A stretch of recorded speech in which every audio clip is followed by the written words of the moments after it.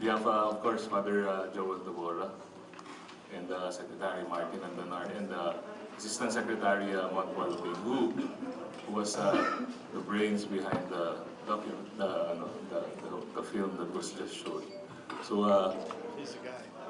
okay, we'll start with Mr. Cedric Castillo.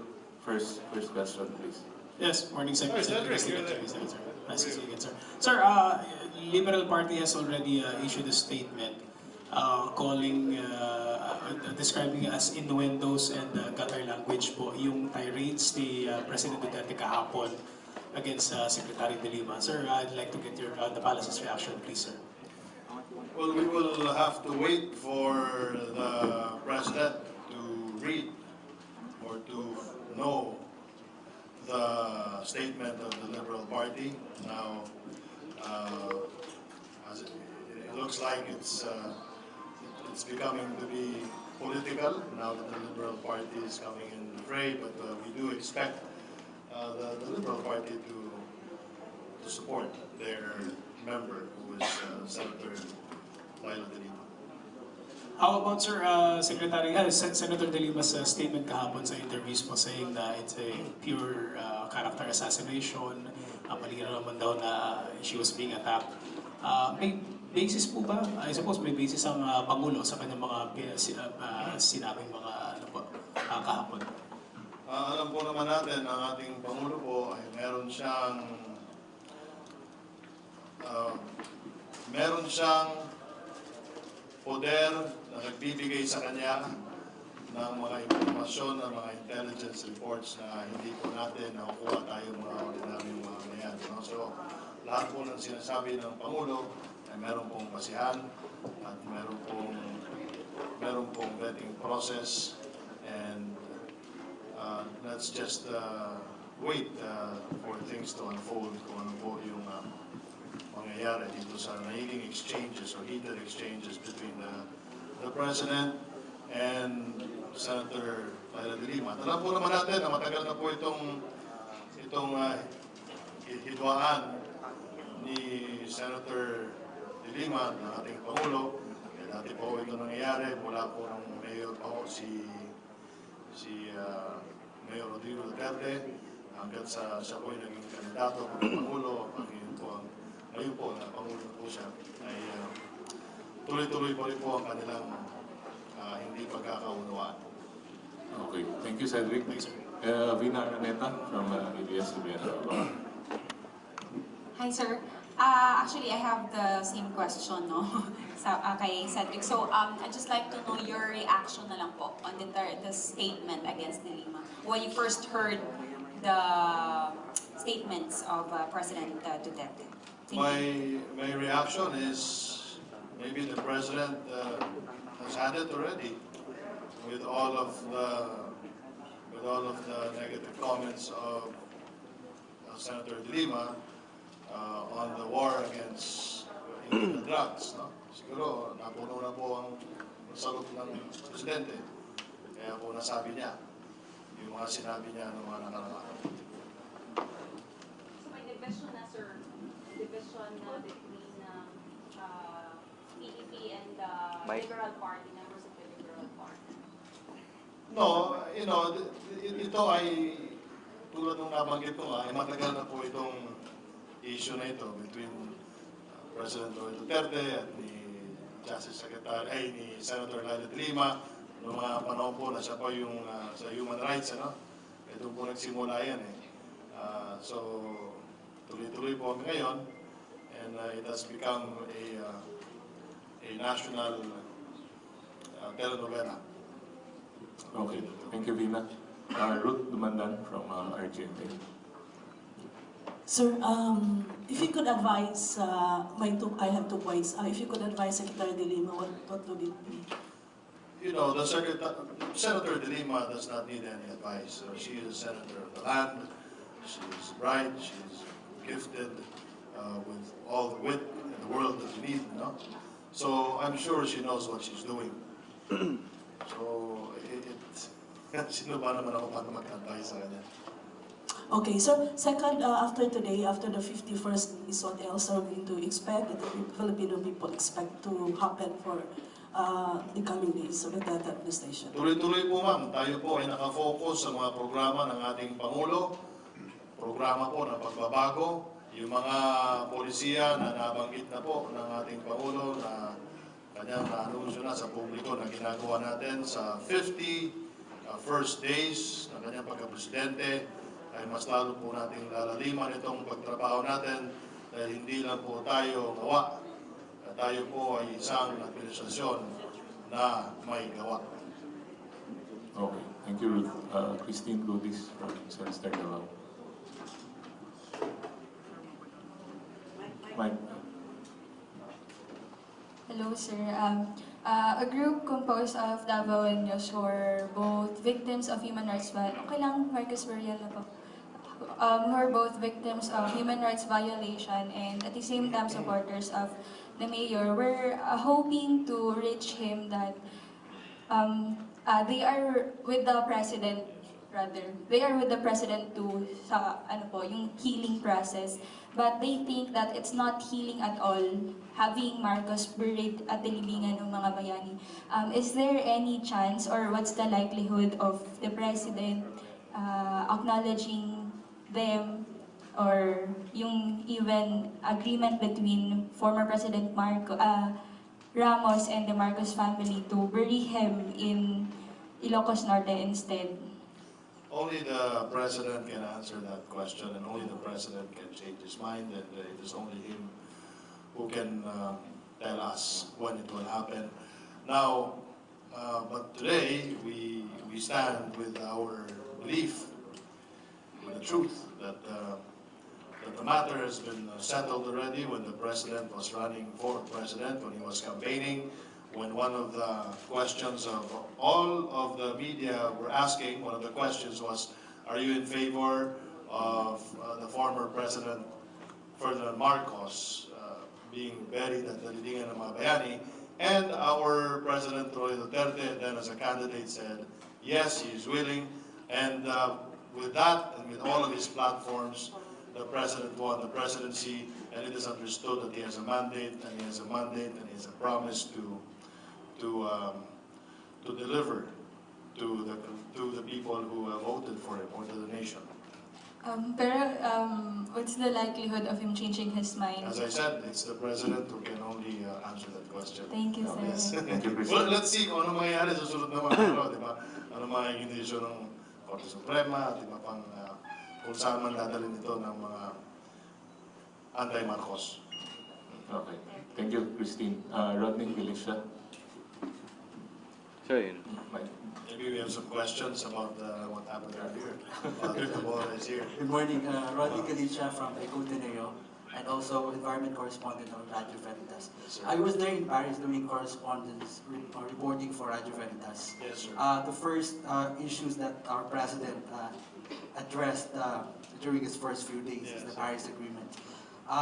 As the chairperson of the Climate Change Commission, is there any schedule already to convene the Climate Change Commission? And second would be about the intended nationally determined contribution, which is not really legally binding in the Paris Agreement, as some of the officials would say legally binding. Is there any review of the Paris Agreement? Would that be ratified, or the intended nationally determined contribution will be reviewed by the Duterte administration? The president said in one of his interviews that before that he was not in favor of this because of our economic situation in the country. But after the president spoke with the Secretary of State, John Kerry, the Secretary of State convinced the president to change his mind and to consider the Paris Agreement, and which the president answered affirmatively, and the president also said that as long as it is fair to our economic situation and economic plans, then everything should be okay. So may nakikita po tayo pagbabago Pagbabago as long as ito po ay para sa ating bayan. As a follow-up, as far as you know, is there already a schedule for him to convene the Climate Change Commission? Wala po akong alam sa schedule. It should be Secretary Gina Lopez who should initiate this, no? Ito kasi alam ko si Secretary Gina talaga yung gusto kumausap kay Presidente about convening this, no? And also Senator Loren Legarda, no? So we'll find out. That will be my assignment for you.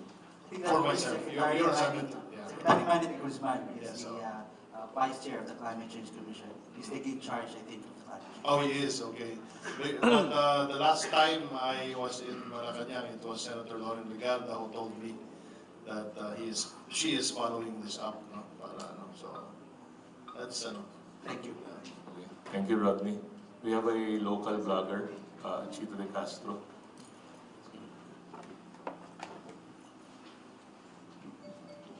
Good morning, sir. Question ko lang po is about your function sa PCO. I'm asking this question because I'm Dabawenyo and I'm also active on social media. My question is, ano po ba yung mga plans nyo in terms of your office, especially in terms of new media, social media, and the internet? And also, ano pa yung, syempre na-curious din ako nung minention nyo, ano yung plans nyo or napag-usapan nyo, if you can share with us, with yung napag-usapan nyo ni Father Tabon, what are your plans for Davao, or what are your plans for Ateneo in specific? Kasi this is where civil society comes in, and in supporting the programs of the President, including the Presidential Communications Office. Marami po tayong plano.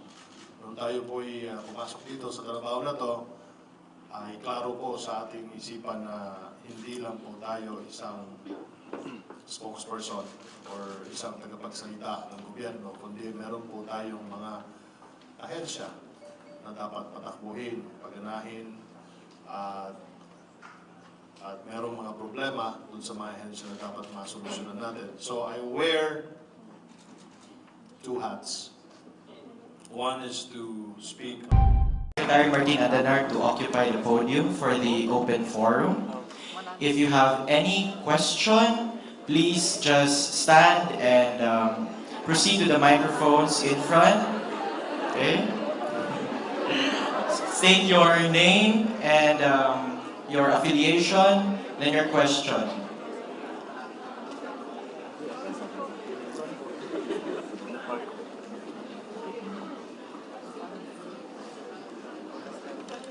Ateneo students, university tayo. I'm sure you enjoyed my portion. Pakpakparabi mo!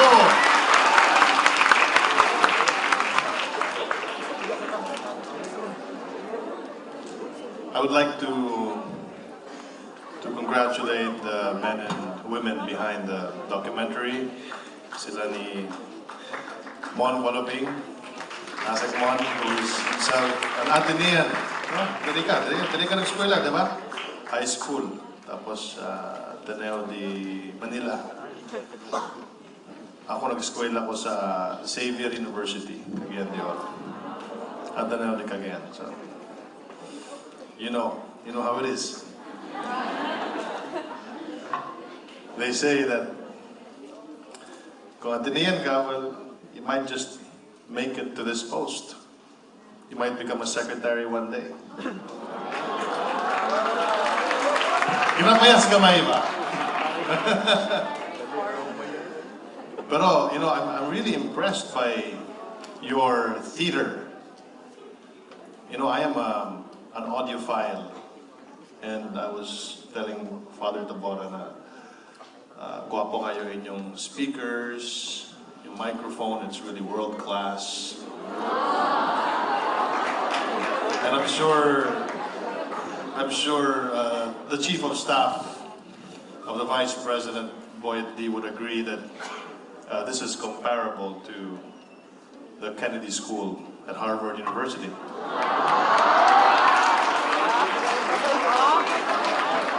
Why binuang? It's real. Kuwang gid siya. High-tech gid siya. As we say it in Cagayan de Oro, Chada kaayo.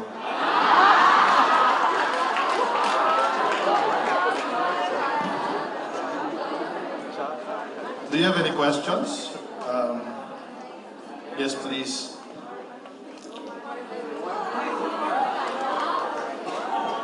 I'm Marvelous Duterte Kami, the Humanities and Letters, Academics, and Social Engagement Commissioner. I have just observed that there is no Secretary for Department of Education.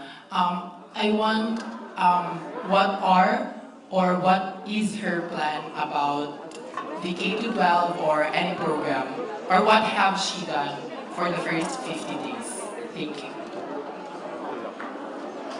Look, Secretary Briones was there earlier. Maybe he didn't notice na, pero... But the K-12 program, na-explain man ni sa amo ni Secretary Briones that there's so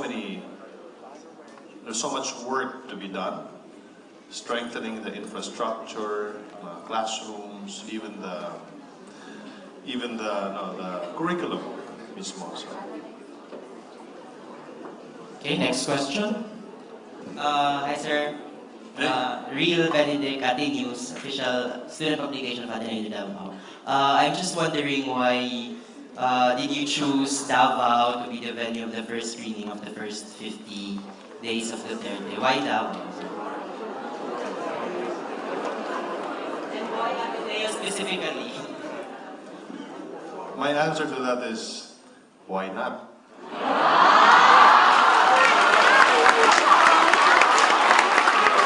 You know, it's as simple as this. Our beautiful island, the island of Mindanao, has been long a little bit forgotten, and it's been really our complaint. We feel like we've been forsaken for the longest time. And now that we have a president from Mindanao, from Davao, and then you have more than half of the cabinet from Mindanao, di Mindanao sa, kita sa una. Diba? It's about time that we glorify our island, and we start where the president is from, which is Davao. Okay, another question. May pangutana si Father. Father Joel muna. Okay.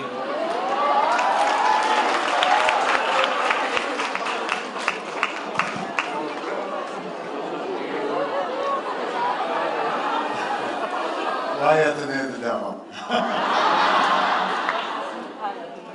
Thank you very much for the presentation. It was very informative. I'd just like to ask you about the cooperation between secretaries, whether there is teamwork that is developing among the secretaries. When Gina Lopez came here in the second part, one of the very encouraging things I witnessed was that Secretary Piñol, Secretary Bial, and Gina Lopez were working together to be able to address the problems relative to the environment. You cannot solve problems with the environment unless proving to people it has something to do with their health and with their food supply. So maybe would you have more to say about this cooperation? I think it would be essential also in the fight against drugs, to complement the fight against drugs with measures for sustainable development, measures for uplifting the people themselves. Thank you. Thank you, Father. It's a great question.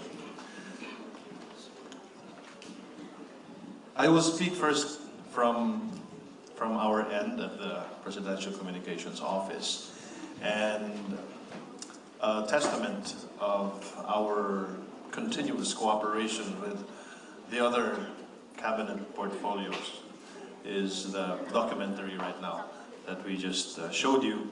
And as the communications team in the cabinet, we are in a very unique position to attend all cluster cabinet meetings, because all government policies will not be imbibed by the grassroots if it is not delivered also through communication. So, kami po, fathers, PCO, we have made it a point that in all of the activities of our fellow portfolios or cabinet secretaries, we are always there to support them. As a matter of fact, one of the executive orders that we recommended to the President is the National Communications Policy. The National Communications Policy is a policy that institutionalizes the flow of information from one cabinet department to the next until it goes round to the President and to the public. Because nung mga nakaraang taon po ay medyo napabayaan ang communication ng ating gobyerno. Marami pong mga ahensya din sa ilalim po ng PCO whose job it is to communicate not only to the people but also to the different agencies of government. At ito po yung mga ahensya tulad ng Philippine Information Agency na medyo nawalan po ng kakaunting impluensya at saysay sa ating gobyerno dahil nga hindi po ito naging prioridad ng mga nakaraang administrasyon. So, there are certain policies, institutions that Marcos built that were built and in a way that we can call it a master stroke. Like the Philippine Information Agency during the time of Secretary Sandanya, it was a very relevant agency here in the Philippines. So binubuhay po natin ito. And to connect that to the cooperation that we need really to communicate. I'll give you an example. I was in Sulu 2 weekends ago with the President. At ang sinabi po sa akin ng manager ng Sulu, Radyo ng Bayan, Mr. Secretary, this is the first time that we have ever had a press secretary in Sulu. Ganun din po yung sinabi sa akin dun sa Bukidnon at sa Cagayan de Oro na hindi po dinadalaw ng press secretary yung Philippine News Agency or Philippine Information Agency or Channel 4 Radyo ng Bayan na nasa ilalim po ng poder natin. At sabi ko po sa kanila, just like as the island of Mindanao has long been forsaken, now I know that pati po pala yung mga ahensya, mga regional offices, Father, ay napabayaan po. So how can you communicate and how can you solve the problems of Maria if you don't go to Maria and ask her the problem? So pagdating po naman sa loob ng cabinet, Father, no? Ito po ay, ang saksihan ko po ay lahat nag-uusap-usap kung paano makatulong yung isang department doon po naman sa polisiya ng ibang departamento. Okay, thank you, Secretary. Sir, si student muna kasi na para siya kanina ni Father. Magandang umaga po sa inyo, Secretary Andanar. My name is Ray Alonsagay, a fourth-year mass communication student, and also a member of Atenews, the official student publication of Ateneo de Davao University. Considering that our country is on the ring of fire, which is affected by typhoons, earthquakes, and tsunamis, etc., ano po yung plano ng mga government agencies such as the Department of Science and Technology and NDRRMC in order for our country to become disaster prepared and also mas madali tayo maka-adapt ng effects ng climate change in the years to come. Thank you. Magandang tanong yan. Masasagot ko po yan. I can only speak on behalf of the department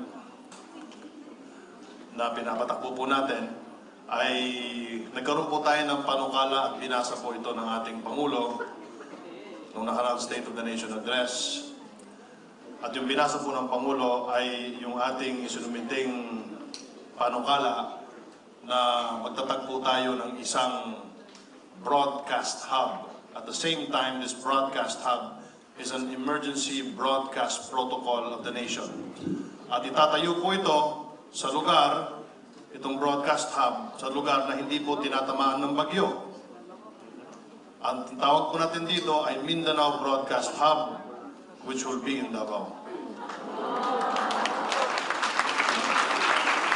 So kahit po binabagyo yung mga kapatid natin doon sa Visayas at binabagyo po doon sa Maynila, kahit binaha po sila, ay maaari po tayong mag-broadcast at maaari po tayong makikipag-communicate sa ating mga kababayan sa pamagitan ng Mindanao Broadcast Hub, which will become a state-of-the-art media hub in Mindanao. And for people like you who are taking up mass communication, you no longer have to go to Manila to become one of the creme de la creme newscasters. You can stay here in Mindanao. And to add to that, yung broadcast hub po dito sa Davao ay magkakaroon po ng 4 na studio. Yung isang studio po doon ay magiging Salam Television, the first Muslim channel in the country.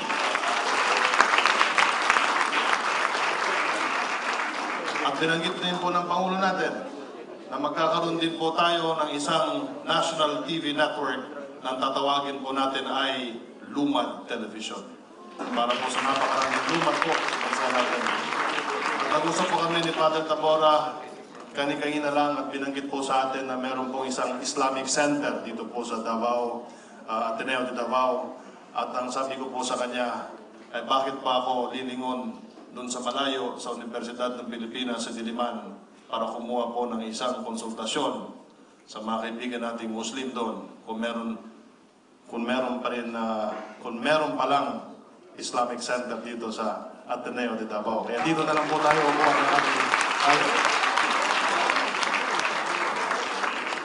So, broadcast hub, emergency broadcast protocol, kahit anong lindol pa ang tatama sa atin or bagyo, you will be the last man standing broadcasting.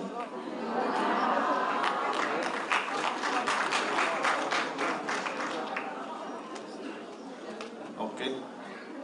Okay naman siguro? Sir, Secretary, may follow-up po.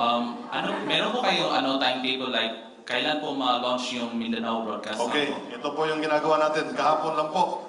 Ito sariwang-sariwa, kausap ko po si DBM Director Larry Dalipe at tinanong ko po siya bakit ho yung aming budget ganito lang po yung in-approve ninyo.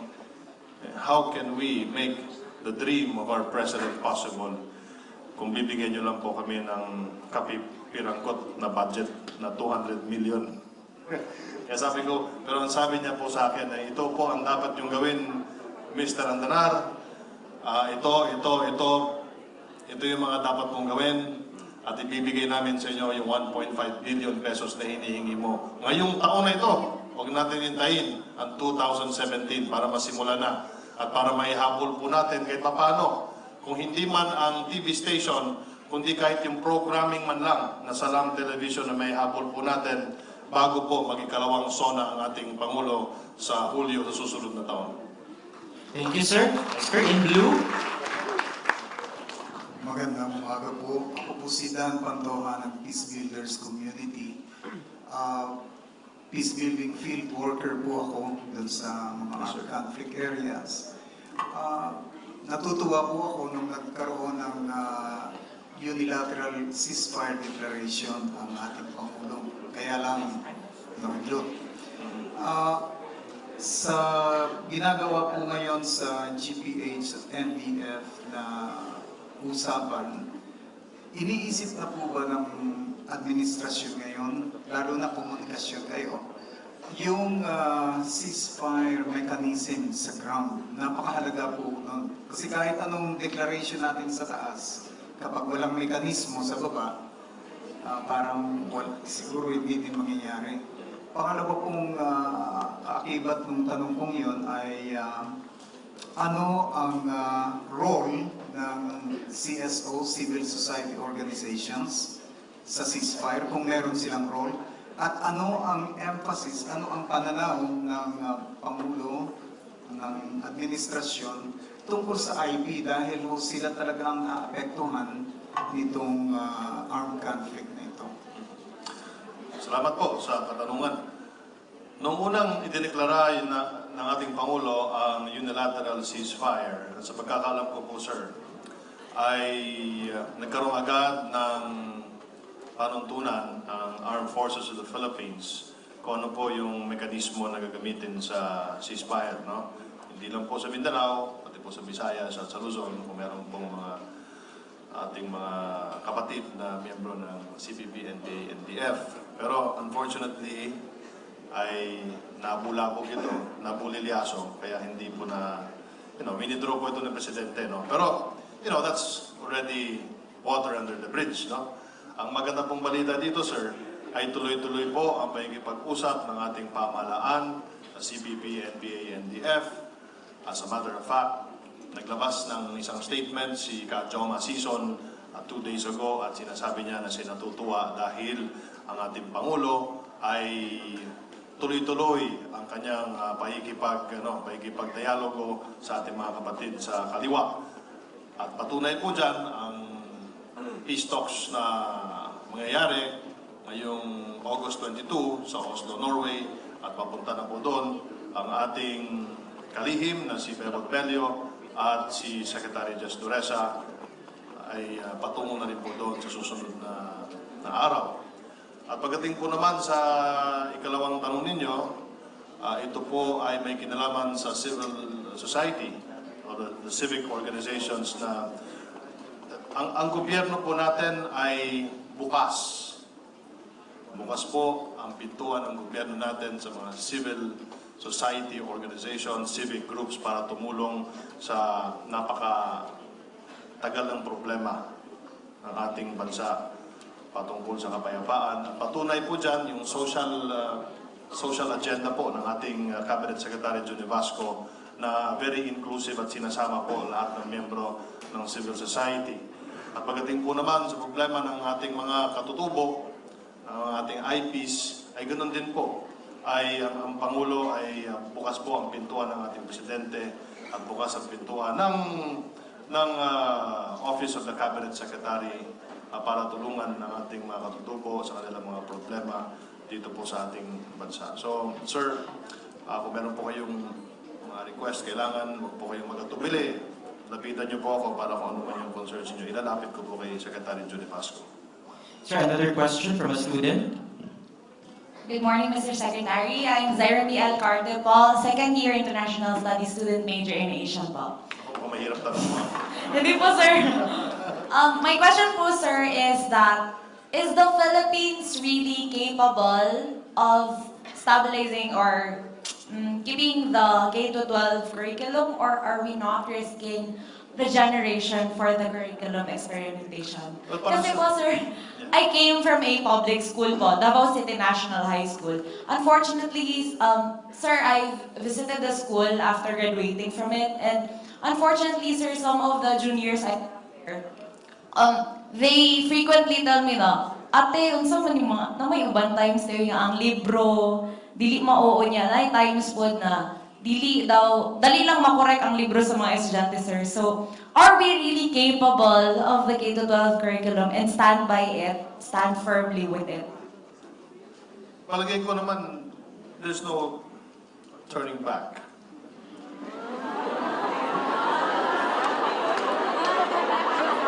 we've crossed the Rubicon. Yung mga ganun statement. No, kasi ganito yun. Kung titignan niyo po yung mga lugar, mga bansang nakapaligid po sa Pilipinas, no, na meron na silang K-12. Ito po yung mga bansang mas maunlad po sa atin. No? At alam ko, 2 bansa na lang ata yung hindi K-12. No? O isang bansa na lang, kasi tayo may K-12 na. Kung titignan po natin, at lalo na, we have to consider that our nation is a nation that is very dependent on the revenues, the remittances of the OFWs. No? So we need to get our act together to be at par with the educational system of the other countries. No? Ang masakla po kasi, meron tayong 8 milyong OFWs at padami ng padami po yung umi-exit ng bansa natin. Darating din po yung panahon na makikita po ng ating mga counterparts sa ibang bansa na ang kanilang human capital, ang kanilang capital ay human capital din, yung mga manggagawa ay meron silang K-12. So doon pa lamang po, kung di po tayo mag K-12 ay alkansita. No. So we have no choice but to get our act together, and that is why institutions like Ateneo de Davao and other private institutions are helping and should continue helping our public education system para sa ganon ay maging handa at maging kompleto na yung K-12 educational system natin. It's going to be a long process. There's going to be a lot of bumps on the road ahead, but we must and we have to do it for us to be competitive internationally. Thank you. Murag last question again ni. Good morning, Secretary. Good morning. My name is David Abella, third-year Mass Comm. Oh, someone was Ernie. I wish, sir. So, question ko is, what was the process of the executive order regarding the FOI or freedom of information? Like, how were you able to make it to execute it as fast as can? Because of course, as a mass communication student, it's very important regarding that order of freedom of information, because us being mass comm students, we're the watchdogs of society. We have